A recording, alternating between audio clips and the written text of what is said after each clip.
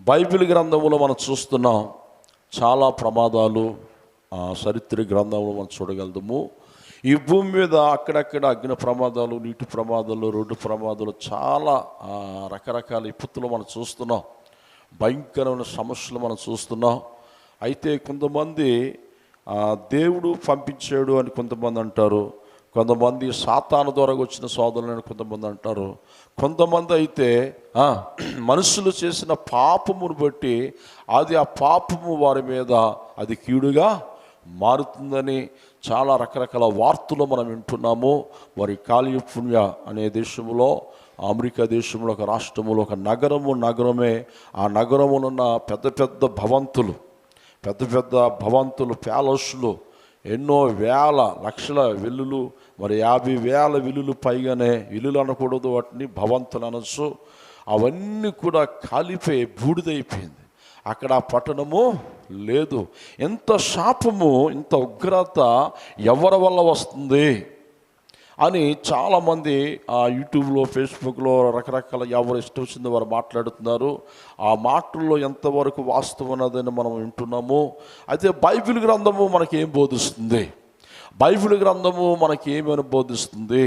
ఎంత శాపము అనగా చూడండి, ఈ అమెరికా దేశంలో ఆ నగరములో అది భయంకరమైన అగ్ని ప్రమాదానికి ముందు 48 గంటలు టైంకు ముందు అక్కడ జరిగే సంఘటన ఏంటని ఆలోచన చేస్తే ఏమండి, వారు మీటింగ్ పెట్టుకున్నారు. ఆ మీటింగ్లో వారు రకరకాలుగా తాగి తందనలాడి, వారు ఎవరంటే బాగా ధనములు మునిగి తేలిన వారు, సినిమాలు పెద్ద మన యొక్క ఇంటర్నేషనల్గా సినిమాలు తీసిన వారు, పాటలు పాడిన వారు, మ్యూజిక్ డైరెక్టరు, వీళ్ళందరూ ఆ స్థలంలో కూడా మీటింగ్ ఏర్పాటు చేసుకున్నారు. వారు తాగి తందనలాడుతూ ఇష్టం వచ్చిన మాట్లాడుతూ, ఆ మాటల్లో వారు మాట్లాడే మాట ఏంటంటే, మనం చాలా ఉన్నతమైన దేశంలో ఉన్నాము, ఉన్నతమైన శిఖరాల మీద మనం ఉన్నాము, మనకున్న భవంతులు, మనకున్న జ్ఞానము, మనకున్న డబ్బు ఎవరికీ లేదు అని గర్విస్తూ, ఆ గర్వములో వారు నోటంటే వచ్చే మాటలు ఏంటంటే, ఆ సినిమా డైరెక్టర్లకి ఇన్ని మార్కులు, మ్యూజిక్ డైరెక్టర్కి ఇన్ని మార్కులు అని, సినిమా నిర్మాతకి ఇన్ని మార్కులని వారు మార్కులు వేసుకుంటూ లాస్ట్కి దేవుడి ఎద్దకు రాపటికి దేవుడికంట 0 మార్క్ వేశారంట.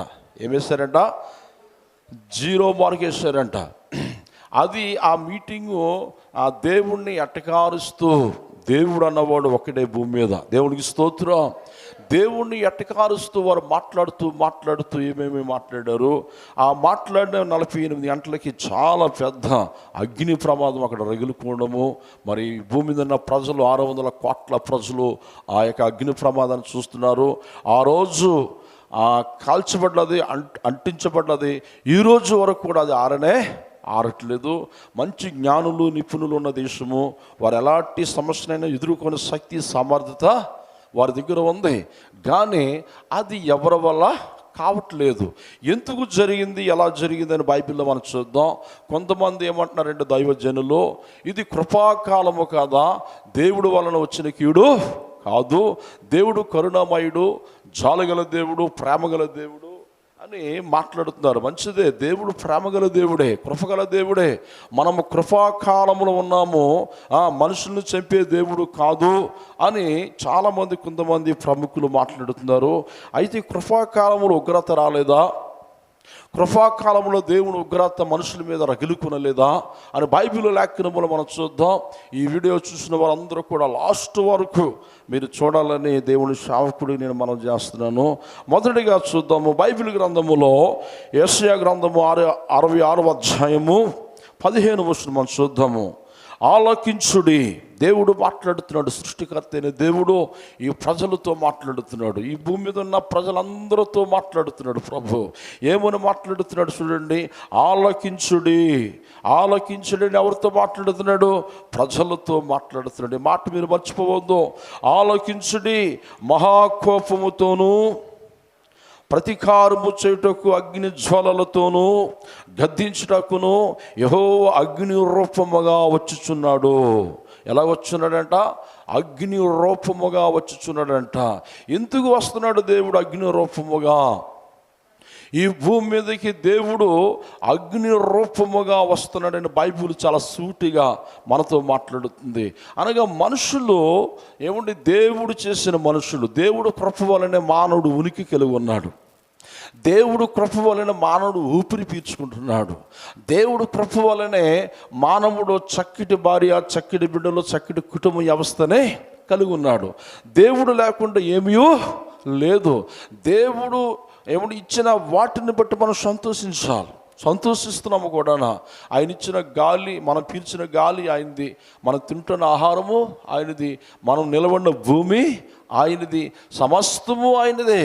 అయితే మానవుడిని దేవుడు ఎందుకు పుట్టించాడని ఆలోచన చేస్తే దేవుణ్ణి మహిమపరచడానికి, దేవుణ్ణి ఆరాధించడానికి, ఆయన పిల్లలుగా మనం చేసుకుని ఆయన నామము భూమి మీద మన ద్వారాగా బహుగా ఘనపరచబడటానికి. అయితే మానవుడు ఏం చేస్తున్నాడంటే దేవుడి మీద తిరుగుబడుతనం చేస్తున్నాడు, దేవుడికి విరోధంగా మాట్లాడుతున్నాడు, దేవుడికి విరోధంగా ఆలోచన చేస్తున్నాడు. అలాగా చేసిన వారు బైబిల్ గ్రంథములు ఎవరు ఉన్నారా అని ఆలోచన చేస్తే సొదొమ గొమొర్రా పట్టణం మనకు కనబడుతుంది.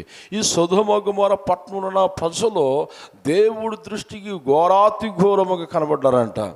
ఒక్కడును నీతిమంతుడు లేడు అక్కడ. అందరూ పాపం చేసి దేవుడు అవకాశం ఇచ్చినప్పటికీ వారు ఎలాగ మారిపోయారంటే దేవదూతలతోనే పాపం చేయడానికి వారు ముందు అడిగేశారంట. అంటే వారు ఎంత కళ్ళు మూసిపోయి ఒకసారి ఆలోచించండి. దేవుడి బిడ్డలతో దేవుడు పంపించిన ఆ దేవదూతలతోని వారు పాపము చేయటానికి వారు ఇష్టపడుతున్నారంట. అందుకోసమే దేవుడు చూశాడు. దేవుడు కోపము వారి మీద రగిలుకుంది. అందుకోసమే బైబిల్ గ్రంథంలో అంటున్నాడు, నేను అగ్ని రూపముగా వస్తానంటున్నాడు. వచ్చి ఏం చేస్తాడంట, ఆయన మాట వినలేని వారికి దేవుడు సమయం ఇస్తాడు, కాస్త సమయం ఇస్తాడు. ఆ సమయం వచ్చినప్పుడు వెంటనే మారు మనసు పొందాలి. దేవుడికి స్తోత్రం. ఒకవేళ మారు మనసు పొందకపోతే, ఒకవేళ దేవుడిచ్చిన టైముని వినియోగించుకోకపోతే, దేవుడు బైబిల్ ఏమన్నదని ఎన్నిసార్లు చెప్పినా వినలేని వాడి మీదకి మరణము హఠాత్తుగా వస్తుంది అంటున్నాడు. అయితే మనం చూసినట్లయితే బైబిల్ గ్రంథంలో చూద్దాం. బైబిల్ ఉన్నవారందరూ కూడా తీసుకోండి. ఏమండి, చక్కటి మాటలు, ఈ మాటలు రాసుకోండి ప్రతి ఒక్కరు కూడా. ఇర్మియా గ్రంథము 4వ అధ్యాయము 4వ వచనం మనం చూస్తే, అవేదులైన ఉండుట మానుకొని, దేవుడికి శత్రులుగా ఉండుట మానుకొని, మీ దుష్టక్రియలను బట్టి ఎవడునూ ఆర్పివేయలేనంతగా, ఏంటంట, ఎవడునూ ఆర్పివేయలేనంతగా నా ఉగ్రతను అగ్నివలే కాల్చుకున్నట్లును యోధావారులారా, యెరూషలేము నివాసులారా, యెహోవాకు లోబడి ఉండుడి. దేవుడికి స్తోత్రం. ఎవడునూ ఆర్పివేయలేనంతగా అగ్ని కురిపిస్తాడంట దేవుడు. ఏం కుమ్మరిస్తాడంట, ఎవరును ఆర్పలేనంతగా. అంటే ఎందుకు కుమ్మరిస్తానంటున్నాడు అనగా, దేవుడి దగ్గర అగ్ని గంధకాలు ఉన్నాయా అంటే ఎస్, దేవుడి దగ్గర అగ్ని గంధకములు ఉన్నాయి. సొదొమ గొమొర్రా పట్టణం మీద ఏం పంపించి అగ్ని గంధకాలను కుమ్మరించాడు. సో అగ్ని రూపముగా వస్తాను అంటున్నాడు. అనగా దేవుడికి విరోధముగా ప్రవర్తిస్తే, దేవుడికి విరోధంగా మాట్లాడితే ఆయన ప్రతిదండన వారి మీదకి చూపిస్తాను అంటున్నాడు దేవుడు. అందుకు ఇది కృపాకాలము కాదా అని మనం ఆలోచిస్తున్నాం. ఇది కృపాకాలములో దేవుడు మరి కోపము ఎవరి మీద రగిలుకొనలేదా, దేవుడు ప్రతిదండన ఎవరి మీదకి రాలేదా అని ఆలోచన చేస్తే, ఏ రోజు కాలములో చూడండి, అపోస్తుల కార్యాల గ్రంథము 12వ అధ్యాయం 1వ భాగములో, అపోస్తుల కార్యాల గ్రంథములో మనం చూస్తే 12వ అధ్యాయంలో, దాదాపు అదే కాలమందు రాజు అయిన ఈ రోజు సంఘపు వారిలో కొందరిని బాధ పెట్టుటకును బలాత్కారముగా పట్టుకుని వారు హింసించాడంట. సంఘమును హింసించేవాడగా, క్రైస్తవులను హింసించేవాడగా, క్రైస్తవులను దారుణంగా వారిని హతమార్చాడు. కొంతమంది భక్తుల్ని చాలా దారుణంగా ఏం చేశాడు, చంపించేశాడు. ఆ అపోస్తుల కాలములో చాలా జాగ్రత్తగా, ఇది కృపాకాలమే కదా. ఏ రోజు రాజు కళ్ళ ముందు చాలా అద్భుతాలు చూశాడు. అపోస్తులు భక్తులు వారు ప్రార్థన చేస్తుంటుంటే దయ్యాలు పోవడము, మనుషులు స్వస్థపరచబడము, సరసాల పునాదులు విడిపోవడము, ఏమండి ఆ బంధకాలు ఉన్నవారు విడుదల పొందడము, చాలా అద్భుతాలు వారు చూసి కూడా విని కూడా ఏమండి వారి సేవకులకి దేవుడికి విరోధముగా ప్రవర్తన కలిగి ఉన్నారు. విరోధముగా మాట్లాడుతూ ఉండేవారు, హింసించారంటే అక్కడ చక్కగా దాదాపు అదే కాలముందు రాజు అయిన హేరోదు సంఘపు వారిలో కొందరిని బాధ పెట్టుటని హింసించుటనుకును. అంటే దేవుడు చూస్తున్నాడు, ఈరోజు కాకపోయినా రేపైనా మారుతారు వీరు, ఈరోజు కాకపోయినా రేపైనా మారు మనసు పొందుతారు అనుకుంత సమయమును దేవుడికి ఇస్తాడు. కాస్త సమయం నీకు ఇచ్చినప్పుడు నీ ఆలోచన మార్చుకొని, నీ తలంపు మార్చుకొని, అయ్యో నేను దేవుడికి విరోధంగా ప్రవర్తిస్తున్నానే, మూర్ఖుడిగా మాట్లాడుతున్నానే, అవిధుడిగా ఉన్నానే అని నువ్వు ఒకవేళ మనసు మార్చుకుంటే ఆయన ఉగ్రతకు బదులు నీ మీదకి ఏమొస్తుందంటే దేవుడు దయ వస్తుంది. దేవుడికి స్తోత్రం. దేవుడు కనికరం వస్తుంది. అయితే ఇకాను నాకు అడ్డు ఎవరు లేరులే, నేను రాజును కదా, ధనవంతుని కదా, గొప్పవాడిని కదా, నాకున్న తెలివితేటలు ఎవరికి లేవు కదా, నేనేమైనా చేయగలదును, ఎలాంటి పనైనా నేను చేయగలదునని అమాయకులను చంపేస్తుంటుంటే, తందనాలు ఆడుతుంటుంటే దేవుడు చూస్తూ ఊరుకున్న దేవుడు కాడండి. అదే అధ్యాయంలో లాస్ట్ భాగంలో మనం చూస్తే ఏమనుంది, అక్కడ 12:23 అతడు దేవుని మహిమపరచలేనందున వెంటనే ప్రభు దూత అతను మొత్తును గనుక పురుగులు పట్టి ప్రాణమును విడిచిననుంది. ఇది కృపాకాలమే కదా. ఈ కృపాకాలములో ఎందుకు ఇలా జరిగింది? నువ్వు పాపం చేస్తూ హతమార్చుకుంటూ రకరకాలుగా తిరుగులాడుతుంటుంటే దేవుడు చూస్తాడు. ఆయన దూతను పంపుతాడు, ఆయన అగ్ని జ్వాలై వస్తాడు, ఆయన అగ్ని గంధకాలు కుమ్మరుస్తాడు. అవసరమైతే ఆయన ఏదైనా చేయగలడు. దేవునికి స్తోత్రం.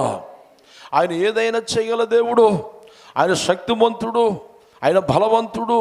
ఆకాశమును, భూమిని, సముద్రమును సమస్తం నోటు మాటతో స్థాపించిన దేవుడు. ఆయన అగ్ని వంటి సూర్యుని నోటు మాటతో చేసిన దేవుడు. ఆయన విరోధంగా మాట్లాడుతూ ఉంటుంటే దేవుడు ఊరుకున్న దేవుడు కాదండి. ఈ రోజున మనం చూస్తున్నాము ఈ కాలిఫోర్నియా అనే దేశంలో ఏమండి ఆ భయంకరమైన మంటలు, వారి జ్ఞానం ఏమైపోయింది, వారి శక్తి ఏమైపోయింది, వారి సామర్థ్యత ఏమైపోయింది. ఎవరు ఆర్పలేనంతగా అగ్నిని కురిపిస్తానన్నాడు దేవుడు. అని ఈ ప్రవచన వాక్యాలన్నీ కూడా నెరవేర్చబడుతున్నాయి. అంచు దినాల్లో రాజ్యం మీద రాజ్యము, దేశం మీద దేశము, అక్కడక్కడ భూకంపాలు, అక్కడక్కడ వరదలు, ఇవన్నీ వస్తాయి. అయితే నా రాకడికి గుర్తులు ఇవని మీరు గుర్తించి మీరు మారు మనసు పొంది విశ్వాసంతో నా రాకడి వరకు మీరు ఎదురు చూడాలి. చపర్లు కొడుతూ ప్రభు నామాన్ని మహిమపరుచుకుందాం. అందుకోసమే జాగ్రత్తగా ఉండాలి. నీ ఆలోచనలు, నీ తలంపులు జాగ్రత్తగా ఉండాలి. మరలా అంటున్నాడు రోమీయులకు రాసిన పత్రికలో 1వ అధ్యాయము 18వ వచనం చూద్దాం. దుర్నీతి చేత సత్యమును అడ్డగించు మనుషుల యొక్క సమస్తమైన భక్తిహీనుల మీదను దుర్నీతి మీదను దేవుని కోపము పరలోకము నుండి బయలుపరచబడుచున్నది. హల్లెలూయా. ఎక్కడి నుంచి అంట? పరలోక రాజ్యముల నుంచి దేవుడు కోపము భూమి మీదకి వస్తుందంట. ఎందుకు వస్తుంది? దుర్నీతి చేత సత్యమును అడ్డగిస్తున్నావు. దుర్నీతికి మానవుడు అలవాటు పడిపోయాడు. డ్రగ్స్, త్రాగుడు, మత్తులో ఉన్నాడు, పాపం అని మత్తులో ఉన్నాడు. వాడు ఏం చేస్తున్నాడు వాడికి అర్థం కావట్లేదు. దేవుడు ఆజ్ఞలు మర్చిపోతున్నాడు, దేవుడు నియమాలు మర్చిపోతున్నాడు, మానవుడు ఇష్టం వచ్చిన రెచ్చిపోతున్నాడు. దేవుడు చూస్తున్నాడంట. ఎక్కడి నుంచి చూస్తున్నాడు? పరలోక రాజ్యముల నుండి మనుషులందరినీ చూస్తున్నాడు. ప్రతి దేశాన్ని చూస్తున్నాడు, ప్రతి పట్టణాన్ని చూస్తున్నాడు, ప్రతి గ్రామాన్ని చూస్తున్నాడు, ప్రతి ఒక్క హృదయాన్ని చూస్తున్నాడు. చూసిన దేవుడు ఒక రోజున ప్రతిఫలం ఇస్తాడంట. చూస్తున్న దేవుడు నీకు సమయం ఇస్తున్నాడు. దేవుడు నువ్వు మూర్ఖుడిగా మాట్లాడినప్పటికీ, విరోధముగా పాపం చేసినప్పటికీ, ఈ రోజు కాకపోయినా రేపైనా నీ మనసు మార్చుకుంటావేమో, నీ హృదయం మార్చుకున్నావు, తొట్టు తిరుగుతావేమో అని దేవుడు కాస్త సమయం ఇస్తున్నాడు. ఆ సమయమును నువ్వేం చేస్తున్నావంటే ఏమంటే ఇంకా రెచ్చిపోతున్నావు, ఇంకా పాపములు నువ్వు తేలుతున్నావు. ఈ అమెరికా దేశంలో చూడండి, అక్కడ భయంకరమైన విగ్రహారాధన, భయంకరమైన త్రాగుడు, భయంకరమైన వ్యసనాలకి ఆడవారు వివాహాలు చేసుకోవడం, మగవారు వివాహం చేసుకోవడం అనగా ప్రకృతికి విరోధముగా, దేవుడు ఆజ్ఞలకు విరోధముగా వారు పాపిష్టి పనులు చేస్తున్నారు. ఏమని అడిగితే ఇది ఎంజాయ్ అంట. ఏంటంట?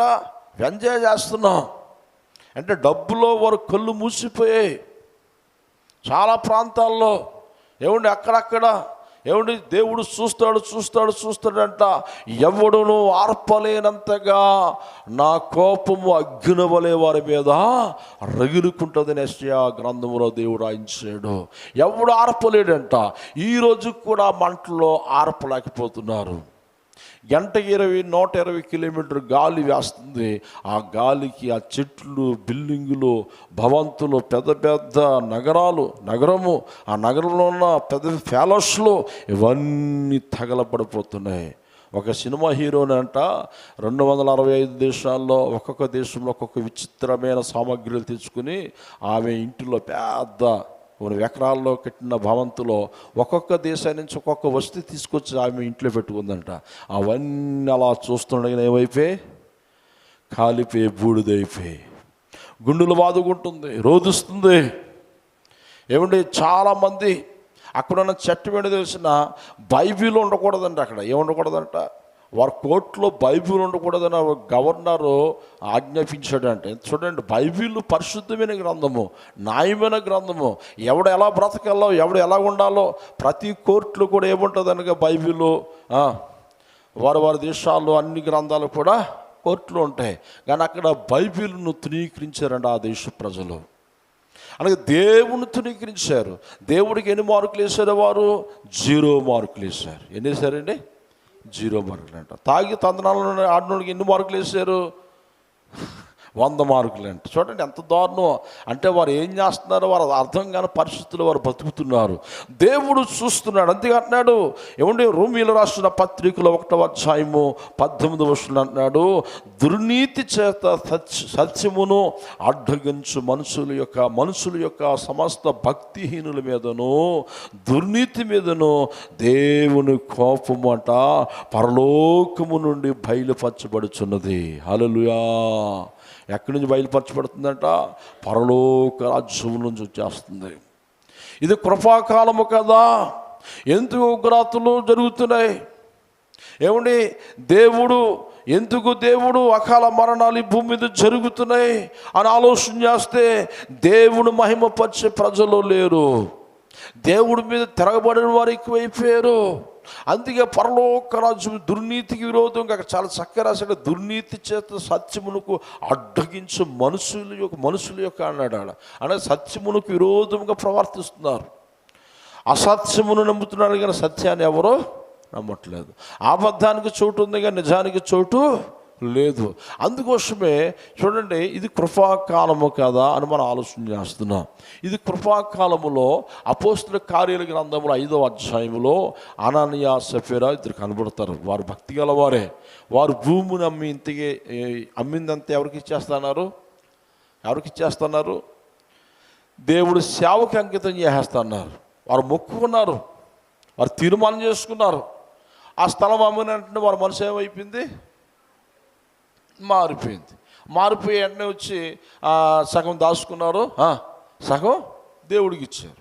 ఇస్తే అప్పుడు పేతురు దేవుడు ఆత్మ తినబడి మీరు ఇంతకైనా అమ్మితారంటే అక్కడ అననీయ మాట రావట్లేదు. అననీయ అబద్ధం ఆడుతున్నాడు అక్కడ. అప్పుడు వెంటనే పరిశుద్ధాత్మ దేవుడు ఆ వ్యక్తిని మొత్తాడు. అంటే పశ్చాత్తాపడలేదు. అయ్యో దేవుడికి విరోధంగానే తప్పు చేశానే, అబద్ధం ఆడుతున్నానే అన్న జ్ఞానం అక్కడ దేవుడు అవకాశం ఇచ్చాడు. అయినను వారు వినియోగించుకోలేదు. వెంటనే అక్కడికక్కడే ఏమైపోయాడు? చనిపోయాడు. ఉగ్రత రాకూడదు కదా, అంతే కదా. ఇది కృపాకాలం కదా. అపోస్తలుల కాలం అంతా కూడా కృపాకాలమే, మన కాలము కూడా కృపాకాలమే. మరి దేవుడు ఎందుకు ఆ వ్యక్తిని చంపిస్తాడు? చూశాడు. మారలేని వాడిని చూస్తాడు. ఎన్నిసార్లు చెప్పిన వినలేని వాడిని అటాస్తే బైబిల్లో ఉన్నాయి. ఇలాంటి వాగ్దానాలు చాలా ఉన్నాయి. దేవుడికి స్తోత్రం కలుగును గాక. గనుక ఏమండి, దేవుడు అవకాశం ఇచ్చినప్పుడు మారు మనసు పొందాలి. దేవునికి స్తోత్రం. దేవుడికి ఎంత ఇష్టలుగా ఉంటే అంత ఆశీర్వదము, అంత ఆశీర్వదము, అంత దీవెన, అంత కృప చూపుతాడు దేవుడు. అందుకే దేవుడు అంటున్నాడు, ఆ చక్కని మాటలు 5-6 చూడండి. వ్యర్థమైన మాటల ద్వారాగానే ఉంటుంది అక్కడ. ఒక్కసారి బైబిల్ గ్రంథంలో ఉన్నవారందరూ కూడా తీసుకోండి. బైబిల్ గ్రంథంలో ఉన్నవారందరూ కూడా నీ కాఠిన్యమును మార్పు పొందని హృదయమును అని ఉండదు. 2వ అధ్యాయం 5వ వచనం, రోమీయులకు రాసిన పత్రిక. నీ కాఠిన్యమును మార్పు పొందని హృదయమును, చూడండి, మార్పు పొందని హృదయమును అనుసరించి ఉగ్రత దినమందు అనగా దేవుని న్యాయమైన తీర్పు బయలుపరచబడు దినమందు నీకు నీవే ఉగ్రతను సమకూర్చుకొనుచున్నావు. ఎవరంట? నీకు నీవే నీ కాఠిన్యమును మార్పు పొందని నీ హృదయమును అనుసరిస్తున్నావు. అనుసరిస్తున్నావు దేవుడు మాటలు కాదు. దేవుడు చక్కటి బాటను అనుసరించాలి. దేవుడు వాక్యాన్ని అనుసరించాలి. దేవుడు మాట విన్నవాడు ఎవడు పాడైపోడు. దేవునికి స్తోత్రం. తాగొద్దరంటే తాగుతున్నావు, వెళ్ళొద్దన్న ప్లేస్కి వెళ్తున్నావు, తాగి డ్రైవింగ్ చేస్తున్నావు. ఏమండి, నీ మీద ఏమొస్తుంది? ఉగ్రత వస్తుంది. అందుకంటున్నాడు, నీ హృదయమును అనుసరించి, నీ హృదయములో ఉన్న ఆలోచన అనుసరిస్తున్నావు తప్ప, నీ దుష్ట తలంపులను అనుసరిస్తున్నావు తప్ప దేవుడు ఆలోచనను నువ్వు అనుసరిస్తలేదు. అమ్మ, అర్థమవుతున్నాయి మాటలో? మనం ఎప్పుడు కూడా మన ఆలోచన, మన తలంపులు కాదు, దేవుడు న్యాయ పద్ధతిలో దేవుడు చెప్పిన మాట మనం విని ఆ మాట ప్రకారముగా మనం నడుచుకుంటే మనకి ఆశీర్వాదాలు, మనకి దీవెనలు, ఆయన కృప మన పట్ల హెచ్చుగా ఉంటుంది. ఎవరైతే ఆయన మాట వింటారో, ఆయన మాటకి విధేయత చూపుతారో, ఏమిటో ఆయన మాట విని లోబడతారో, పశ్చాత్తాపంతో విరిగిన హృదయముతో ప్రభుని ఘనపరచవరగుంటారో, దేవుడు అంటున్నాడు, అటు జనాంగము మీద, అటు ప్రజల మీద నా ఉగ్రత కాదు, నా దయ, నా కనికరము కుమ్మరిస్తాను. చప్పట్లు కొడుతూ ప్రభు నామాను మహింపరచుకుందాం. వారి వ్యాపారాలను దీవిస్తాను, వారి బిడ్డలను దీవిస్తాను, వారి సంతతిని దీవిస్తాను, వారి పాడు పంటను నేను ఆశీర్వదిస్తాను అని దేవుడు మాట్లాడుతున్నాడు. అందుకే నీ హృదయంలో వచ్చిన ఆలోచనలు అనుసరించడం కాదు. ఇక్కడ చక్క మాట ఏమన్నాడు, కింద మాట, ఆ కింద మాట ఏమన్నాడు మళ్ళన్నా చూడండి. ఆ కింద మాటలు ఏమంటున్నాడు? ఉగ్రతను అనగా దేవుని న్యాయమైన తీర్పు బయలుపరచబడు దినమందు నీకు నీవే ఉగ్రతను సమకూర్చుకొనుచున్నావు. ఎంత భయంకరమాట! దేవుడు పంపిస్తున్నాడంటే నీ తప్పు ఎక్కువ కనబడుతుంది. అమ్మ, అర్థమవుతుందా? నీ లోపాలు ఎక్కువగా కనబడుతున్నాయి. సొదొమ గొమొర్రా పట్టణం మీద అంత కీడెందుకు వచ్చింది? అగ్ని గంధకముల చేత ఆ దేశాన్ని ఎందుకు కాల్చేసాడని ఆలోచన చేస్తే, ఏమండి, అక్కడ ఒక్కరు కూడా 10 మంది నీతిమంతులు ఉంటే విడిచిపెడదాం అనుకున్నాడు దేవుడు. అమ్మా, ఎంతమంది? అబ్రాహాం అంటాడు, అబ్రాహాంకి ఇంత ఉగ్రతను కుమ్మరిస్తున్నానని, ఈ పట్టణమును తీసివేస్తున్నానని, ఒకవేళ అబ్రాహాముతో, నా స్నేహితుడిని అబ్రాహాముతో చెప్పకుండా నేను దాస్తే రేపన్న రోజున అడుగుతాడేమో, ప్రభువా నాతో ఒక మాట అయినా ఎందుకు చెప్పలేదు అని. అబ్రాహాంతో చెప్తాను. అబ్రాహాంతో చెప్పినప్పుడు అబ్రాహాం అన్నాడంట, ప్రభా అక్కడ 60 మంది నీతిమంతులను విడిచిపెట్టేస్తామంటే దేవుడు అన్నాడంట, 60 మంది కదా 50 మందిని విడిచిపెట్టేస్తాను అన్నాడంట. 50 మంది ఉంటే విడిచిపెట్టేస్తావా ప్రభు అంటే, 40 మంది ఉన్నా విడిచిపెట్టేస్తాను అన్నాడంట. దేవుడికి స్తోత్రం. ఒకవేళ 30 మంది ఉంటే విడిచిపెడతావా ప్రభు అంటే, 20 మందిని విడిచిపెట్టేస్తాను అన్నాడంట దేవుడు. దేవుడికి స్తోత్రం. అలా కాదు ప్రభు, 20 మందిని విడిచిపెడతామంటే 10 మంది ఉన్నా విడిచిపెడేస్తున్నానంట. లాస్ట్కి 5 విడిచిపెడేస్తుంటే 5 కూడా నీతిమంతులు లేరు. 5 కూడా దేవుడు మాట వినేవారు లేరండి. 5 కూడా ప్రార్థించేవారు అక్కడ లేరు. దేవుడు అబ్రహాము పోరాడాడు, చాలా గట్టిగా ప్రార్థన చేశాడు. దేవుడు బ్రతిమలాడుతూ ప్రార్థన చేశాడు.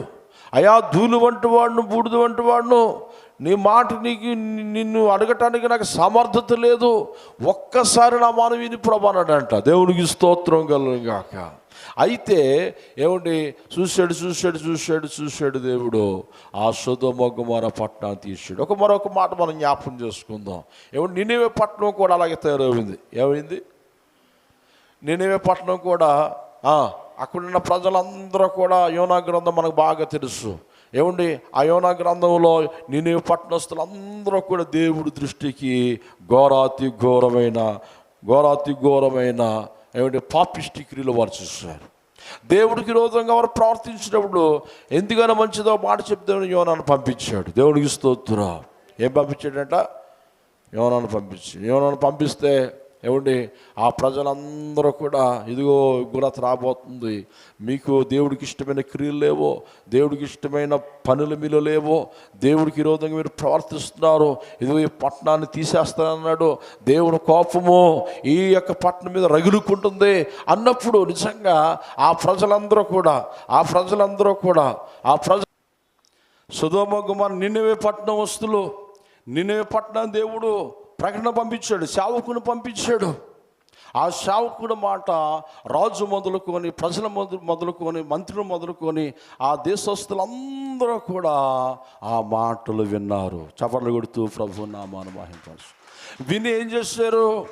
ఆ పాపిష్ట ఆలోచన వారు మార్చుకున్నారు. ప్రభా, ఇక మీదట మేము పాపం చేయం, ఇక మీదట మేము తప్పుదమ్ములు చేయము. వారు తలంపులు మార్చుకున్నారు, వారు ఆలోచనలు మార్చుకున్నారు, వారు ఉపవాసం ఉండి పశ్చాత్తాపం పడ్డారు. చాలా జాగ్రత్తగా వినాలి ఈ మాటల్లో. పశ్చాత్తాపం పడ్డారు. 3 రోజులు ఉపవాసం ఉండి, ఏమంటే పశువులు కానీ మనుషులు కానీ ఎవ్వరూ ఆహారము తీసుకోకుండా చక్కగా ఏమండి గోను పట్ట కట్టుకొని దేవుడి మందిరానికి వచ్చి ఉపవాసం ఉండి విజ్ఞాపన చేశారు. ప్రభా, నువ్వు తీసేస్తానంటే తీసేస్తావు, మహా ఉగ్రత గల దేవుడువు, మహారోషము గల దేవుడువు, నీలాంటి దేవుడు ప్రపంచంలో లేడు. సొదొమ గొమొర్రా పట్టణాన్ని తీసేస్తావు, ఇప్పుడు మా పట్టణాన్ని తీసేస్తావు ప్రభా. అయితే మా తప్పుదమ్ములు ఒప్పుకుంటున్నాం, మా పాపాలు మేము ఒప్పుకుంటున్నాం, మేము పశ్చాత్తాపడుతున్నాం, దయతో క్షమించు దేవా, దయతో కనికరించు ప్రభాని వారు ఉపవాసం ఉండి ప్రార్థన చేసినప్పుడు నిజంగా వారి పశ్చాత్తాపం, వారు మార్చుకున్న ఆలోచనలు మనుషులు చూడలేదు కానీ దేవుడు చూశాడు. చపర్లు కొడుతూ ప్రభు నామాన్ని మహింపరచు. దేవుడు చూసి తాను ఉద్దేశించిన కీడును చేయక మానేశాడంట. తాను చేయదామనుకున్న కీడును చేయకుండా దేవుడు మానేశాడంట. ఎందుకు మానేశాడు కీడు చేయకుండా? సొదొమ గొమొర్రా పట్టణాన్ని దేవుడు కాల్చేశాడు కదా, ఈ పట్టణాన్ని కూడా అగ్ని గంధకముల చేత కాల్చేస్తానన్నాడు, తీసేస్తానన్నాడు. ఆ పట్టణము నా దృష్టికి ఘోరాతి ఘోరముగా కనబడుతుందన్నాడు. ఎందుకు ఈ పట్టణాన్ని ఉంచాడు? ఎందుకు ఆ ప్రజలను ఉంచాడు? ఎందుకు ఆ ప్రజల్ని ప్రాణాలతో ఉంచాడు అని ఆలోచన చేస్తే వారు నడత మార్చుకున్నారు, వారు ఆలోచనలు మార్చుకున్నారు, పాపిష్ట ఆలోచనలు విడిచిపెట్టారు. ఈరోజు నువ్వు విడిచిపెడుతున్నావా? దేవుడు మాటలు 10 సార్లు నీకు వినబడుతున్నాయి, వాక్యాలు వినబడుతున్నాయి, దేవుడు వాక్కు నీకు ప్రత్యక్షపరచబడుతుంది. ప్రతి దేశం మీదకి, ప్రతి గ్రామం మీదకి, ప్రతి దేశ ప్రజల మీదకి దేవుడు వాక్కు వారికి అందిస్తున్నాడు. అయినను ఇక పాపములనే మనుషుడు పరులాడుతున్నాడు, పాపములనే ములిగి తేలుతున్నాడు. ఏమనంటే నా డబ్బు నా ఇష్టమని తాగుతున్నాడు, డ్రగ్స్, రకరకాలుగా పాపిష్టి పనులు. చూడండి ఎంత భయంకరంగా మనుషులు తయారవుతున్నారంటే, నిన్న కాక మొన్న హైదరాబాదులో భార్య మీద అనుమానం వచ్చి ఏమంటే పిల్లల్ని అత్తవారింటికి పంపించేసి భార్యని నరికేసి ఏమండి అర్ధరాత్రి ఏం చేశాడు? కాల్చేసాడు తలకే. ఎముకలన్నీ కోసి బిల్డింగ్ మీద ఎండబెట్టి ఆ యొక్క కుక్కర్లో మాంసం అంతా ఉడకబెట్టేసి పొడుగు చేసి, చూడండి ఎలాంటి దుర్దినాలు జరుగుతున్నాయో మన కాలంలో. భయంకరమైన దినాలు, ఇలాంటి క్రియలు, భార్యని చంపేసి హతమార్చి పొడుగు కింద చేసి పొగడర కింద చేసి ఎముకలన్నీ కూడా పొగడర కింద చేసి ఆ యొక్క చెరువు ఉంటే ఆ చెరువులో కలిపేశాడు. ఎవరు ఏం ఎరగలేనట్లుగా అత్త మామగారితో పోలీస్ స్టేషన్కి వెళ్ళి ఇచ్చాడు, కంప్లైంట్ ఇచ్చాడు. అంటే వాడికి భయం ఉందంటావు అసలు? ఏమండి, ఎంత ఎంత పాపిష్టి క్రియలకి మనుషుడు తెగింతున్నాడు ఒకసారి ఆలోచించండి. అని దేవుని గురించిన భయం ఉందా వాడికి? దేవుని గురించిన భక్తి ఉందా? నిజంగా భక్తి ఉండి నిజంగా దేవుని గురించిన భయం ఉంటే ఆ నీచమైన పని వాడు చేయడు. మన సొసైటీలో బ్రతుకుతున్నాం, సమాజంలో బ్రతుకుతున్నాం, ఏం చేస్తున్నావు? బైబిల్ అంటుంది దుర్నీతి చూడు సత్యమును అనుసరింపగా. అక్కడ చక్కని మాట కదా, మనం అందరూ చదువుకున్నాం. ఏమన్నా చూడండి ఒకసారి, 1:18 రోమీయులు రాసిన పత్రిక. దుర్నీతి చేత సత్యమును అడ్డగించు మనుషుల యొక్క సమస్త భక్తిహీనుల మీద, దుర్నీతి మీదను దేవుని కోపము పరలోకము నుండి బయలుపరచబడుచున్నది. దేవుడు కోపం పడతాడు, జాగ్రత్త. కృపాకాలం కాదని నువ్వు ఇష్టం వచ్చినప్పుడు చేసుకుని వెళ్ళిపోవటం కుదరదు. నీ ఇష్టం వచ్చిన మాట్లాడడం కుదరదు, నీ ఇష్టం ప్రవర్తించడం కాదు. అందుకే దేవుడు మందిరానికి వెళ్ళినప్పుడు నీ ప్రవర్తన జాగ్రత్త. అగ్గి దగ్గర ఎలా ఉంటాం, గ్యాస్ పొయ్యి దగ్గర ఎలా ఉంటాం, కరెంటు దగ్గర ఎలా ఉంటాం, ఏమండి ఎలా ఉంటాం? చాలా జాగ్రత్తగా ఉంటాం.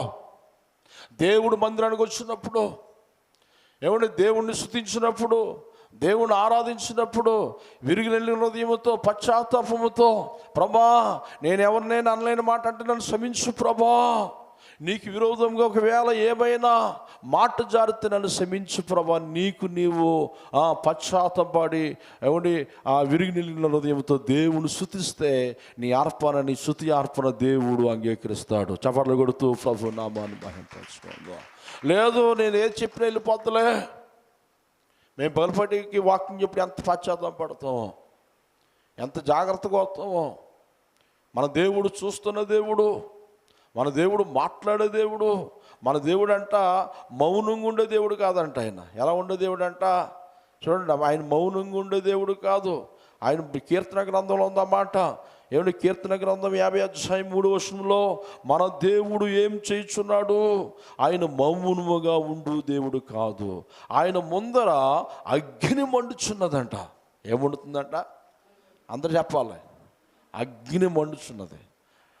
దేవుడు మౌనంగా ఉన్నాడులే, దేవుడు ఏమీ అన్నాడులే అనుకుంటే దేవుడు ఏం చేస్తాడంట? ఆయన ముందులో ఏముంది? అగ్గి. కొంత అగ్గి ఎలా తీసి ఒక 2 జోలు ఇసిరేయడం ఎలా ఎలా ఉంటుంది మన పని? ఇప్పుడు తల్లిదండ్రులు పిల్లలకి చాలాసార్లు చెప్తారు, జాగ్రత్త జాగ్రత్త అని చెప్తారు. వాడు వినకపోతే ఏం చేస్తారు? వాడి చేతులు ఏది ఉంటుంది, ఇసిరేయడమో లేకపోతే కొట్టడం చేస్తారా చేయరా? అంటే ఒక తల్లిదండ్రులుగా నీ పిల్లలు నీ మాట వినకపోతేనే నీ చేతులు ఏది ఉంటుంది అంత కొడేస్తున్నావు కదా, అవునా కదా? మరి సృష్టికర్త అయిన దేవుడు, కోట్లాది ప్రజలకు తండ్రి అయిన దేవుడు, ఆయన ముందర అగ్ని మండుచున్నదంట. అగ్ని మండుచున్నది ఆయన ముందర. ఆయన మౌనము ఉండే దేవుడు కాడు. ఒక్క నిప్పురవ్వ తీసి అలా ఇసిరాడు అనుకో, పరిస్థితి ఏంటి? ఆయన చంపేసే దేవుడు కాదు, జాలిగల దేవుడే, ప్రేమగల దేవుడే. మాట మాటికి నువ్వు రచ్చిపోతుంటుంటే ఏం చేస్తాడు దేవుడు? ఏమండి, దేవుడు చూస్తూ ఊరుకునే దేవుడు కాదు. జాగ్రత్తగా ఉండాలి మనం. పశ్చాత్తాపంతో దేవుని స్తుతించేవారు ఉండాలి. విరిగి నలిగిన మనసుతో ఎంత తగ్గించుకుంటే అంత ఆశీర్వాదాలు మనకు ఉంటాయి. హల్లెలూయా. ఆ సొదొమ గొమొర్ర పట్టణము నిజంగా అక్కడున్న కొంతమంది అయినా ఎవరు రక్షించబడ్డారు అని ఆలోచన చేస్తే అబ్రహాము యొక్క సోదరుడైన ఎవరు? లోతు కుటుంబము పిల్లలు రక్షించబడ్డారు. వారైనా ఎందుకు రక్షించబడ్డారో తెలిసిన? అబ్రహాము వారి కొరకు తగ్గించుకొని ప్రార్థన చేశాడు. Praise Lord. ప్రభువా నిన్ను బ్రతిమలాడుకుంటున్నాను ప్రార్థన. ఆ ప్రార్థన వ్యర్థమైపోలేదండి. నేను అంటాను, మన బంధువులు, మన గ్రామాన్ని, మన దేశాన్ని, మన రక్త సంబంధులు, ఈ భూమి మీద కోట్లాది ప్రజలను మనం రక్షించుకోవాలంటే అందరి పక్షాన్ని మనం ఏం చేయాలి? మనం కూడా అబ్రహాము వలె విజ్ఞాపన చేయాలి. దేవుడికి స్తోత్రం. దేవుడు మందిరంలో దేవుడు మొరపెట్టేవారు ఉండాలి. దేవుడిని గణపరిచే వరకు ఉండాలి. అలాగే ఎప్పుడైతే మనం ఉంటామో దేవుడు అంటున్నాడు నేను వారిని ఆశీర్వదిస్తాను. దేవునికి స్తోత్రం. నేను వారిని దీవిస్తాను. చాలామంది ఏం చేస్తారంటే దేవుడి యొద్దకు రమ్మన్నప్పుడు సనుక్కుంటారు. ఏం చేస్తారు? చాలా జాగ్రత్తగా వినాలి మాటలు. సనుగుడు బ్యాచ్. దేవుడు పాటలు అయిపోతున్నాయి రా అంటే సనుక్కుంటా వెళ్తే ఇల్లు నేను వెళ్తానులే. ప్రార్థన చేసుకోమంటే సనుక్కుంటారు. భక్తి చేయడానికి రమ్మంటే సనుగుడు. ఆ సనుగుడు అంట ఎవరికి వినపడుతుందంట చెప్పాలి. ఎక్కడుంది ఆ మాట? సంఖ్యాకాండం చూడండి. సంఖ్యాకాండములో ఏమండి, ఆ సంఖ్యాకాండం 11వ అధ్యాయములో మొదటి భాగములో ఆ మాటలు మనం చూడగలము. ఇశ్రాయేలు ప్రజలు సనుగుచుండగా యెహోవాకు వినబడును. ఎవరు కనబడ్డాయంట? అమ్మా నీ సనుగుడు దేవుడు కనబడుతుంది. ప్రార్థనకి ఏకీపించినప్పుడు కొంతమంది ఏకీపించరు, సనుక్కుంటూ వెళ్ళిపోతారు. ప్రార్థన రమ్మంటే సనుక్కుంటూ వెళ్ళిపోతారు. సనుక్కుంటూ వెళ్ళిపోతే ఎవడికి నష్టం చెప్పండి అమ్మా? దేవుడికి నష్టమా? దేవుడి సేవకుడికి నష్టమా? సంఘానికి నష్టమా? మనకే నష్టము. ఎక్కడ ఇద్దరు ముగ్గురు ఏకీపించి ప్రార్థన చేస్తారో వారు మధ్యలో నుండి వారిని ఆశీర్వదిస్తాను. చపట్లు కొడుతూ ప్రభు నామమున. ఇశ్రాయేలు ప్రజలు సనుక్కుంటున్నారు. ఈ సనుగుడు బ్యాచి, ఈ సనుగుడు దేవుడు విన్నాడు. విని ఏం చేశాడు? అక్కడ కింద భాగంలో చూడండి, యెహోవా అగ్ని వారిలో రగులుకొని. అబ్బా ఏం రగులుకుందంట? అగ్ని రిప్పులు వారి మీద దేవుడు ఇసిరాడంట. ఇప్పుడు అమెరికా మీదకి ఎవడు ఆర్పలేకపోతున్నాడు? ఎవరు ఆర్పాలి? ఆయన ఏమన్నాడు? నేను అంటించిన అగ్ని ఎవడు ఆర్పలేడు, దాన్ని ముగించాలని మరి ఎవరు కావాలి? మరి ఆయన కావాలి. ఆయన ఎక్కించిన మనసు ఎవడో దించలేడు. ఆయన దించేవాడిని ఎవడో ఎక్కించలేడు. అది ఎవరి చేతిలో ఉంది? దేవుడి చేతిలో ఉంది. ఆ దేవుడికి మనం భయపడాలి. ఆ దేవుడి మాట మనం వినాలి. అందుకంటాడు ఇర్మీయా గ్రంథంలో, నా మాట అగ్ని వంటిది కదా. ఏంటంట? అందరూ చెప్పాలి. ఏంటంట? నా మాట అగ్ని వంటిది కదా, బండను బదలు చేయి సుత్తు వంటిది కదా, మీరు నాకు భయపడరంటే ఎంతమంది భయపడిపోమని కాదు. దేవుడిని చూసి ఆయనకి భయపడి పాపం చేయకుండా ఉండాలి. మన పిల్లలు ఉన్నారు, ఎందుకని మనం చూసి భయపడతారు. వారు ఈ తప్పు చేస్తే తండ్రి కొడతాడు, ఈ తప్పు చేస్తే తెలుగు కొడుతుంది, అమ్మో జాగ్రత్తగా ఉండాలి, ఒలి దగ్గర పెట్టుకుని ఉండాలని బ్రతుకుతారు ఒక కుటుంబం ముందు. అలాగనే దేవుడికి భయపడి ఎప్పుడైతే భయము భక్తి కలిగి ఉంటామో నిజంగా నీ సంతతి, నీ పిల్లలు, నీ నెక్స్ట్ తరము వారు, నీ చేతి పనిని, నువ్వు అడుగు పెట్టే ప్రాంతాన్ని దేవుడు అంటున్నాడు ఆశీర్వదిస్తాను అంటున్నాడు. హల్లెలూయా. లేదు నేను భయపడను, నా ఇష్టం, నా డబ్బు, నా ధనము, నా బలమని విర్రవేగితే దేవుడు అంటున్నాడు నా ముందర అగ్ని ఉన్నది. ఏముందంట? అగ్ని ఉంది. అగ్ని అంట తీసి అలా ఆడేస్తాడట. అలా ఆడేస్తే ఎవరికి నష్టం? దేవుడిగా నష్టం ఏంటి? ఎంతోమందిని కాల్చేసాడు అరణ్యములో ఇశ్రాయేలు ప్రజల్ని. ఆయన ఏదనుకుంటే అది చేయగల దేవుడు. అందుకే కృపాకాలము కాదా నువ్వు అనుకోవద్దు. మరి కృపాకాలంలో ఏ రోజు రాజుని దేవుడు ఏం చేశాడు? ఒక దూతకి దేవుడు ఆజ్ఞాపించాడు. అపోస్తల కార్యాల గ్రంథంలో 12వ అధ్యాయంలో మీరు చదువుకున్న తర్వాత ఆ దూతకి ఆజ్ఞాపించాడు, దూత ఎల్లో. ఆ ఏ రోజు రాజు అంట దేవుడు కార్యములు చూసి కూడా విన్నాడు, చూశాడు. అద్భుత కార్యములు తన కాలములు సేవకుడు జరుగుతుంది చూశాడు. అయినను దేవుడికి విరోధంగా మాట్లాడుతుంటుంటే దేవుడు కోపము ఎలా రగులుకుంది? చాలా జాగ్రత్తగా వినాలి. చాలామంది చనిపోయిన తర్వాత పురుగులు పడతారు, అంతే కదండి? చనిపోయిన తర్వాత 24 గంటల తర్వాత బాడీ పురుగులు పెట్టే అవకాశం ఉంటుంది. బ్రతికుండగానే పురుగులు పెట్టేసేయంట. అలా చూస్తుండగా శరీరంలో పురుగులు వచ్చేస్తున్నాయి, రష్ కారిపోతుంది. ఆ పురుగులు చూస్తూ అప్పటికైనా పశ్చాత్తాపం పడతాడేమో దేవుడు ఎదురు చూస్తుంటాడు బహుశా. దేవుడికి స్తోత్రం.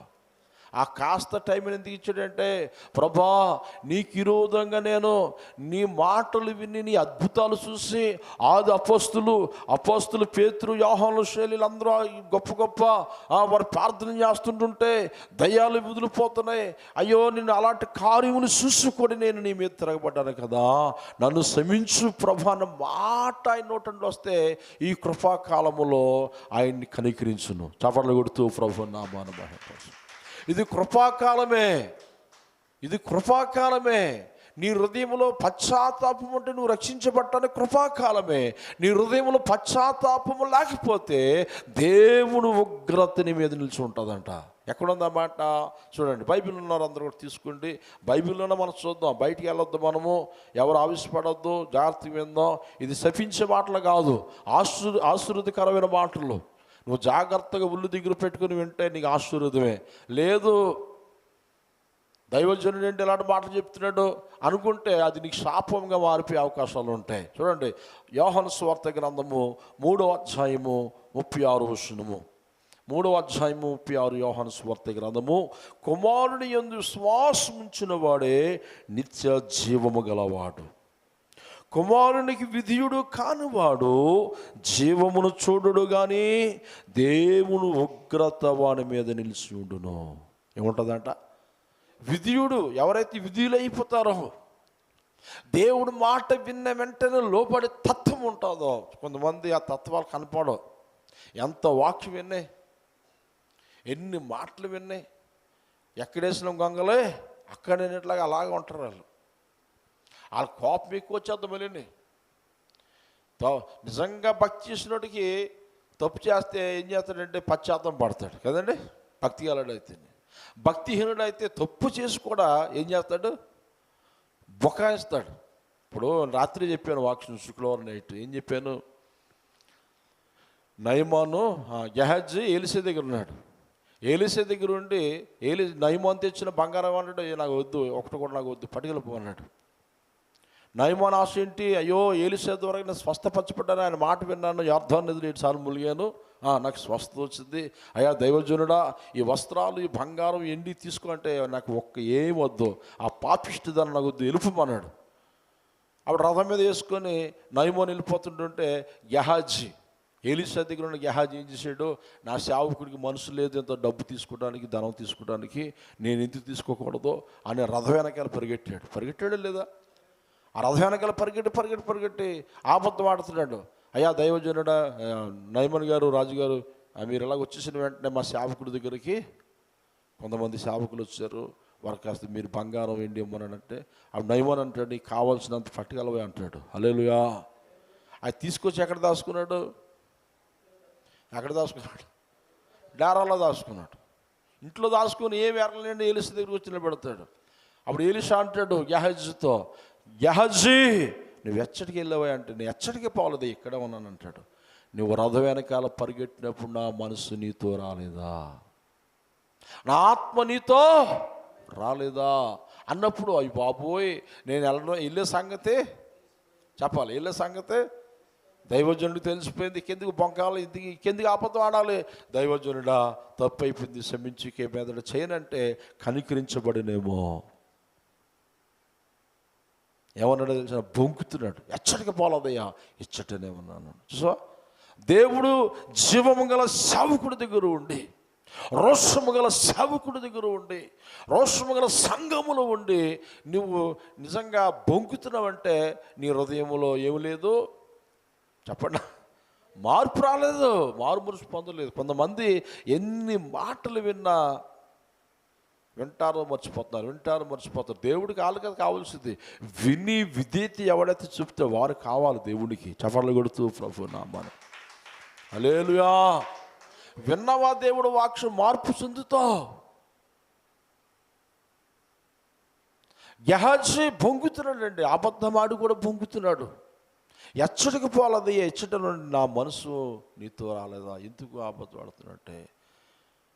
అబద్ధమాడి బొంకటానికి ఇష్టపడ్డాడు తప్ప తప్పు తెలుసుకొని పశ్చాత్తాపడడానికి ఇష్టపడలేదండి. దేవుడికి లోబడడానికి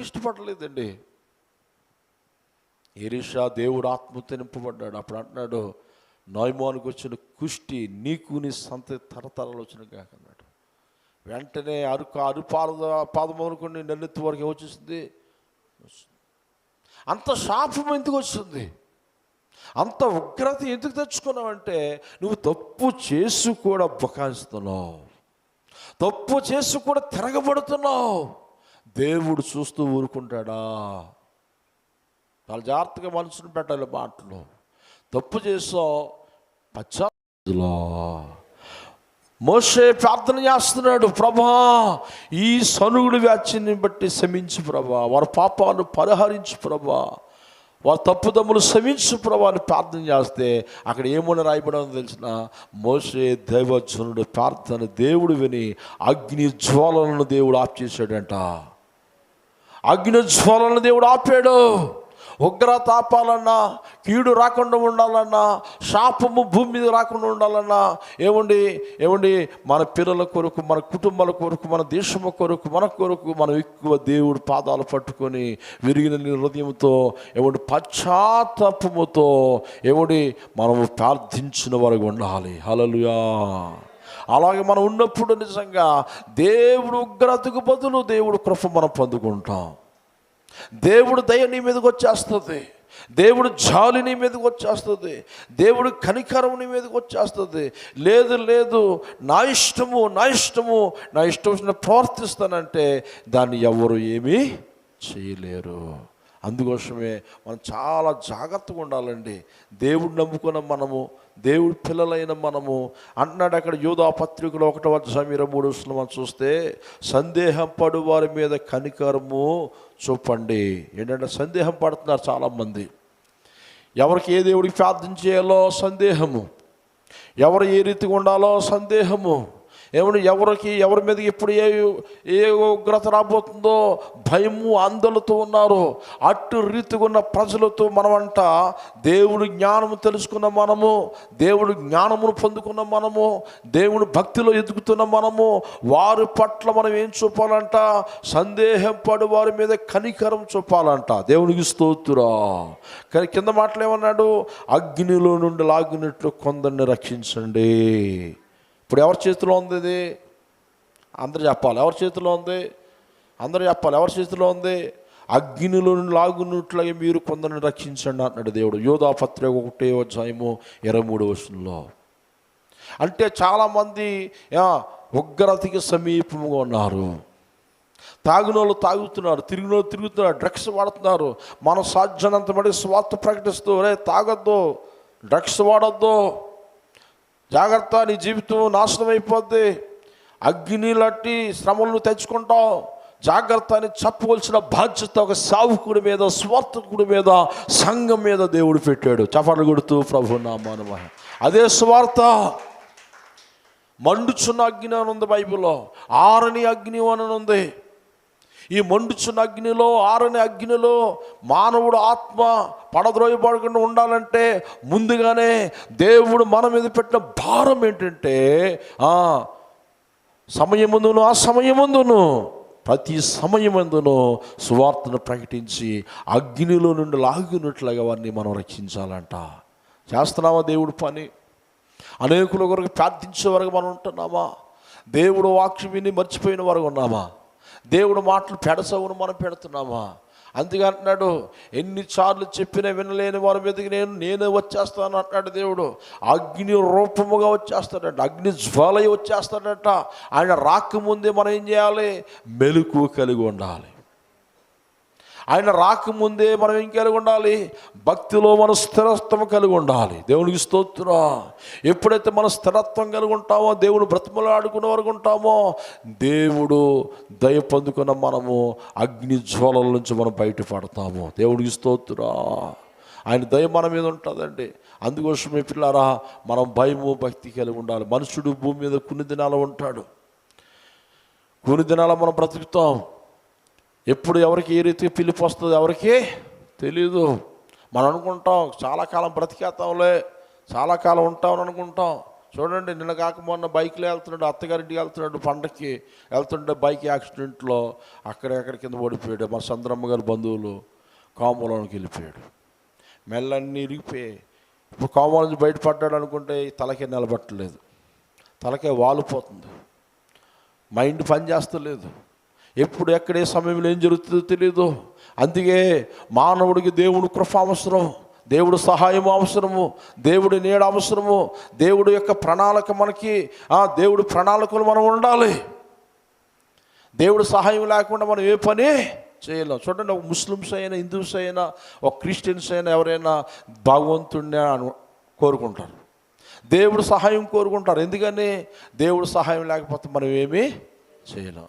అయితే మన దేవుడు జీవము గల దేవుడు, ప్రైజులో. మన దేవుడు మాట్లాడే దేవుడు, రోషము గల దేవుడు. నువ్వు నాకు మొరపెట్టు, నీ మొర నేను వింటాను అంటున్నాడు. నువ్వు నా యందు భయభక్తులు కలిగి ఉండి నేను నిన్ను ఆశీర్వదిస్తాను అంటున్నాడు. అగ్నిజ్వాల నీ ఎద్దకు వచ్చి నేను కాల్చి జాలమంటున్నాడు. యెషయా గ్రంథం 43వ అధ్యాయంలో 3వ వచనంలో అంటున్నాడు, అగ్నిజ్వాలలో నీ ఎద్దకు వచ్చినప్పుడు అవి నిన్ను కాల్చి జాలవు, నేను నీకు సహాయం చేస్తాను. ఇలాంటి హామీ ఇచ్చేవారు ఎవరున్నారో భూమి మీద? ఏమండి, ఎవరైనా వాగ్దానాలు చేస్తారు, మర్చిపోతారు. మనుషులు ఎన్నెన్నో వాగ్దానాలు చేస్తారో మరోజు మర్చిపోతారు. నీ తల్లిదండ్రులు నిన్ను కాపాడలేరు, నీ భర్త నిన్ను కాపాడలేడు, నీ భార్య నిన్ను కాపాడలేదు, నీ బిడ్డలు నిన్ను కాపాడలేడు. అందరినీ కాపాడేవాడు దేవుడు ఒక్కడే.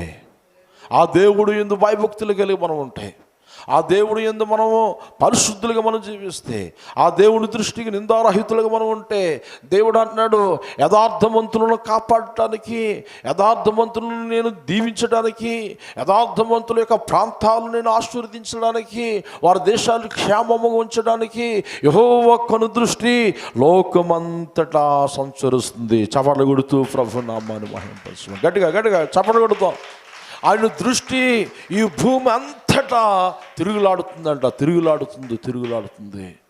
ఆయన మనం చూసినప్పుడు మనలో ఆయనకి ఏం కాపాడాలి తెలిసిన? పరిశుద్ధత కాపాడాలి, ప్రార్థన ధూపము కాపాడాలి, ఆరాధన ధూపము కనబడాలి, మంచి మాటలు ఆయనకి వినబడాలి. దేవునికి స్తోత్రం. మనం ప్రవర్తన చూసి ఆయన మురిచిపోవాలి. చూడండి, తల్లిదండ్రులు చిన్నపిల్లలు మంచి పనులు చేస్తే ఎంత మురిచిపోతారో, అవునే కదమ్మా? మురిచిపోతారు. అబ్బబ్బా, నా కొడుకు నా కూతురు చిన్నప్పుడు ఎంత మంచి పాలన చేస్తుంది, బాగా చదువుకుంటుంది, నా మాట వింటుందని మురిచిపోతారు. మన పరలోకపు తండ్రి కూడా ఆయనకి ఇష్టమైన పనులు మనం చూసినప్పుడు పరలోకపు తండ్రి ఏంటంట? మురిచిపోతాడంట. హల్లెలూయా. ఆయన సంతోషించేస్తాడంటండి. ఒకవేళ మనము మంచి పనులు చేయకపోతే, ఎవడిష్టమైన వాడు ప్రకటిస్తే, ఇక్కడ ఒక ప్రకటన ఇస్తున్నాడు. ఆ ప్రకటన మనం చదువుకొని మనం ముగించుకుందాం. యెషయా గ్రంథము 66:15. మన లాస్ట్ మాటలకు వచ్చేస్తున్నాం. చూడండి, బైబిల్ ఉన్నవారందరూ కూడా తీసుకోండి, 66:15. ఆలకించుడి, ఏంటంట? ఆలకించుడి, మహాకోపముతో ప్రతీకారము చేయుటకును అగ్నిజ్వాలలతో గద్దించుటకును యెహోవా అగ్ని రూపముగా వచ్చుచున్నాడు. ఆయన నేను గద్దించడానికి ఎలా వచ్చేస్తున్నాడంట? నీకు బుద్ధి చెప్పడానికి. చెప్తాడు ప్రేమగా చెప్పడం వినకపోతే అగ్ని జ్వాలల్లో చేస్తాడంట నీకు బుద్ధి చెప్పడానికి. అంత అవసరమా మనకి? ఏమండి, అంత అవసరమా? అంతవరకు తెచ్చుకోవాలా మనం? అదేదో ముందుగానే లోబడిపోతే, ముందుగానే ఆయన మాట వింటే ఎంత సంతోషం, ఎంత భాగ్యము, ఎంత ఆశీర్వాదము. దేవుడు మాట వింటే చూడండి, భూమి మీద అగ్ని మనకు అవసరమా కాదా? చెప్పండమ్మా. అగ్ని లేకపోతే మనం ఏ పని చేయలేం. ఎండ లేకపోతే, భూమి మీద ఎండ లేకపోతే మొక్కలు మొలసో రకరకాల వ్యాధులు వచ్చేస్తాయి. దేవుడు ఇశ్రాయేలు ప్రజలను ఎలా కాపాడాడంట? నిర్గమకాండంలో 13:22లో రాత్రి అగ్నిస్తంభం వలె, పగలో మేఘస్తంభం నుండి వారిని నడిపించాడంట. హల్లెలూయా. వారిని నడిపించాడు. రాత్రి ఆ చలిలో, ఆ భయంకర మంచులో వారు వణుకుతో చచ్చిపోకుండా వారికి ఎంత వేడి కావాలో అంత వేడి ఉంచాడు. హల్లెలూయా. పగలు ఎండకి మాడిపోకుండా, చెప్పండి, పగలు ఎండకి గాలిపులికి వారు మాడిపోయి చనిపోకుండా, వడదెబ్బ వాడికి తగలకుండా ఎంత చల్లదనం కావాలో మేఘ స్తంభము గుండి నడిపించాడంట. ఎవరు నడిపించాడు? చెప్పాలి, ఎవరు నడిపించాడు? ఎవరికి ఆ కృప చూపాడు? ఆయన మాట విన్న ఇశ్రాయేలు ప్రజలందరూ అందరికీ ఆయన కృప చూపి అగ్ని స్తంభంగా ఉన్నాడు, రాత్రి పగలు మేఘస్తంభంగా ఉన్నాడు. వారికి ప్రాణరక్షణ ఇచ్చాడు, ఆత్మరక్షణ ఇచ్చాడు, పాలు తేనెలు ప్రవేశించిన దేశాన్ని వారికి ఇచ్చాడు. చపాలు కొడుతూ ప్రభున్నాడు. మరి తిరగబడే బ్యాచ్ ఉన్నారు. ఏ బ్యాచ్? అందరూ చెప్పాలి, ఏ బ్యాచ్ అమ్మా? తిరగబడే బ్యాచ్. మోషే మీద తిరగబడ్డారు, దేవుడి మీద సేవకు మీద, దేవుడి మీద తిరగబడ్డారు. ఆ బ్యాచ్ని ఏం చేశాడు? అదే అగ్నితో వాడిని కాల్చేసాడు. ఏ అగ్ని అయితే వాడిని కాపాడిందో, ఏ అగ్ని అయితే వాడిని సేద తీర్చడానికి అండగా నిలబడ్డదో, అదే అగ్ని వారి మీద రగులుకుంది. ఎందుకని వారు దేవుడికి విధేయులేరు. వారు దేవుడి మాటను తృణీకరించారండి.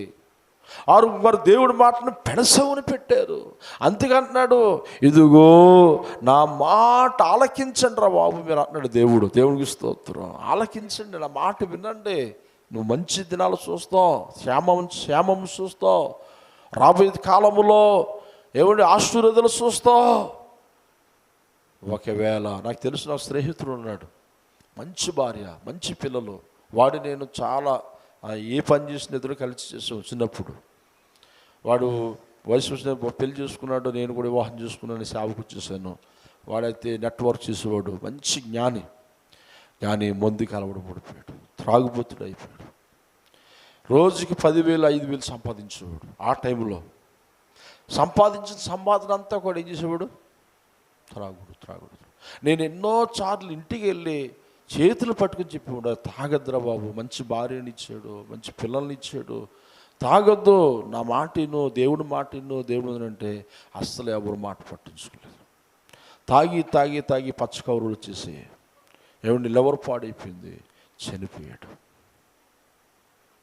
భార్య ఒకసారి నాకు ఏమండి ఒకసారి మార్కెట్లో కనబడి ఏడుస్తూ అంటుంది, అయ్యారండి మీరు ఎంతో చెప్పారండి బాబు, నేను కూడా ఎంతో బ్రతిమలాడేవాడు, తాగొద్దు ఆరోగ్యం పాడైపోయిందని. మాట పిల్లలు అనాథలు అయిపోయారు, నేను ఎదవరాండ్రులు అయిపోయాను. ఆమె అలాగే ఎడుతూ మాట్లాడుతుంటే నా హృదయం నిజంగా చాలా వ్యాధులు చెందిసింది. ఆ రోజు చాలా బాధపడ్డాను నేను. ప్రభా, ఎందుకని దేవుడు మాట వినాలండి, మంచి మాటలే కదా. ఏమండి, నీ ఆరోగ్యాన్ని పాడు చేసే మాటలు కాదు ఇవి, నీ జీవితాన్ని నాశనం చేసే మాటలు కావు ఇవి, నీ జీవితాన్ని నిలబెట్టే మాటలు. నిజంగా నువ్వు మనసు మార్చుకొని పెద్ద మనసుతో విశాలమైన హృదయంతో దేవుడు మాటకి నీ హృదయంలో చోటిస్తే నిజంగా దేవుడి చేత మనం ఆశీర్వదించబడతాం. మనం ఆశీర్వదించబడమే కాదు, మన ద్వారా అనేకులు దీవించబడతారు. హల్లెలూయా. కనుక దేవుడి మాటలు విందాం, అవన్నీ వినియోగించుకుందాం. ఇది కృపాకాలమే కదా, దేవుడు ఉగ్రత రాదు అన్న మాటలు ఎవరో మాట్లాడద్దు. ఇది కృపాకాలమే, దేవుడికి అవకాశం ఇస్తున్నాడు. పశ్చాత్తాపడి దేవుడి దగ్గర పాదాలు పట్టుకొని ఆ పాపాన్ని విడిచిపెట్టి దేవునికి నీ హృదయాన్ని అప్పగించుకుంటే ఈ కృపాకాలంలో నీ పట్ల దేవుడు కృప చూపుతాడు.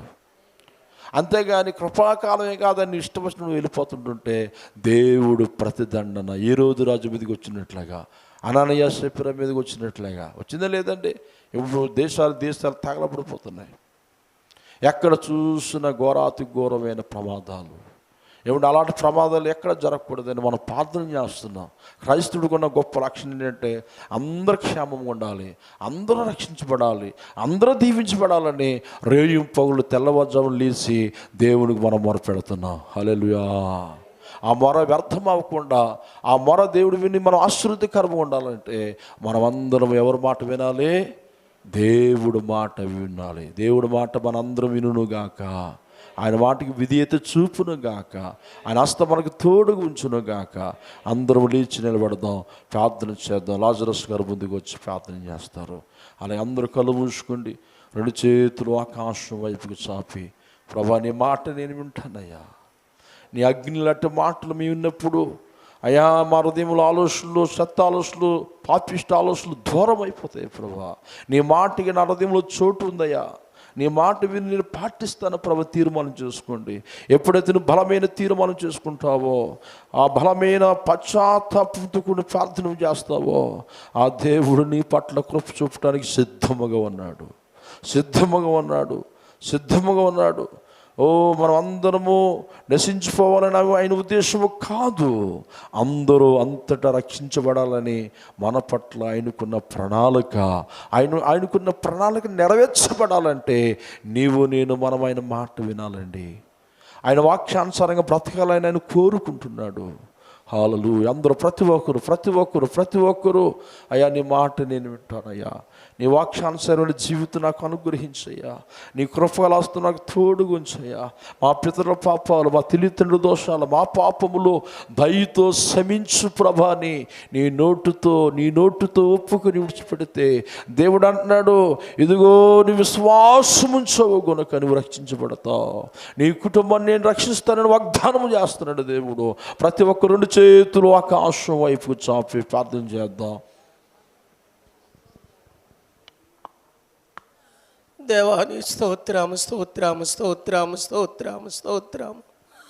పరిశుద్ధుడానికి స్తోత్రము, పరమందు ఆస్తేనుడానికి స్తోత్రము. నాయన నా తండ్రి, మా తండ్రి, ఇదిగో ప్రభా అయా 10 గంటల సమయం నుండి ప్రభా పాటలు ఎందు ప్రభా, ఆరాధన ఎందు ప్రభా, నా తండ్రి నీ ప్రజలమైన మా అందరితో నాయన నీ ఉండి ప్రభా, నా తండ్రి, మా తండ్రి, ఇదిగో వాక్య పరిచర్యలో నాయన నీ దాసుల్లో ఉండి బలమైన నీ ఆత్మ అభిషేకం ఇచ్చి ప్రభా, నా తండ్రి అయా నీకు లోబడే గుణ లక్షణాలు మాకు దయచేయండి ప్రభా. దేవా నీకు లోబడే విధేయత మాకు చూపించండి ప్రభా. గొప్ప దేవుడా నీకు వందనాలు నాయన. నీకు వేరుగా ఉండి మేము ఏమి చేయలేము నాయన. నా తండ్రి నీకు వందనాలు. సాయం చేయండి పరిశుద్ధుడా, సాయం చేయండి పరమందు ఆశీనుడా, సాయం చేయము నాయన. దేవా ఈ మధ్యాహ్న కాల సమయంలో ప్రభా, నా తండ్రి, మా తండ్రి, అయా మాలో ఏమైనా లోపం ఉంటే ప్రభా, అయా మేము సరి చేసుకునే గుణ లక్షణాలు మాకు దయచేయండి ప్రభా. నా తండ్రి నీకు వందనాలు నాయన. అయా నాయన, నా తండ్రి నువ్వెంత జాలి గల దేవుడు నాయన, ఎంత ప్రేమ గల దేవుడు నాయన, ఎంత కరుణ గల దేవుడు ప్రభా. నా తండ్రి నీకు వందనాలు నాయన. అయా నీ మాటకు లోబడలేని వెడల ప్రభా నేను అగ్నివై వస్తానని చెప్తున్నావు తండ్రి. గొప్ప దేవుడా నీకు వందనాలు నాయన. అలాంటి రుగ్మత మా మీదకి రాకుండా ప్రభా, దేవా నా తండ్రి అయా మేము సరి చేసుకొని ప్రభా, దేవా నీ పాదాల దగ్గర ప్రభా పశ్చాత్తాప హృదయంతో నాయన, ఇరిగి నలిగిన హృదయంతో ప్రభా, అయా నీ పాదాల దగ్గర ప్రభా, అయా నాయన మాలో తప్పుదమ్ములు ఒప్పుకొని ప్రభా, నా తండ్రి పశ్చాత్తాప హృదయం మాకు దయచేయండి ప్రభా. సాయం చేయండి, దీవించండి, ఆశీర్వదించండి తండ్రి. నా తండ్రి అయా ఇదిగో ప్రభా, అయా నాయనా నా తండ్రి, దేవా నా ప్రభా, ఇంకను ప్రభా జరగవలసే కార్యక్రమం అంతట్లో మీరుండి కార్యాన్ని సఫలపరచండి, ఆశీర్వదించి దీవించమని దీనుడును అలుపుడను ప్రభా, అయోధ్యుడైన నా ప్రార్థన నీ పాద సన్నిధికి చేర్చుకొని ప్రార్థనకి ప్రతిఫలము దయచేయమని యేసు పరిశుద్ధ నామములో ఈ ప్రార్థన అడిగి వేడుకొనుచున్నాము తండ్రి. ఆమేన్. సమయం ఇచ్చిన దేవుని దాసులకు నా హృదయపూర్వకంగా వందనాలు చెల్లిస్తాను.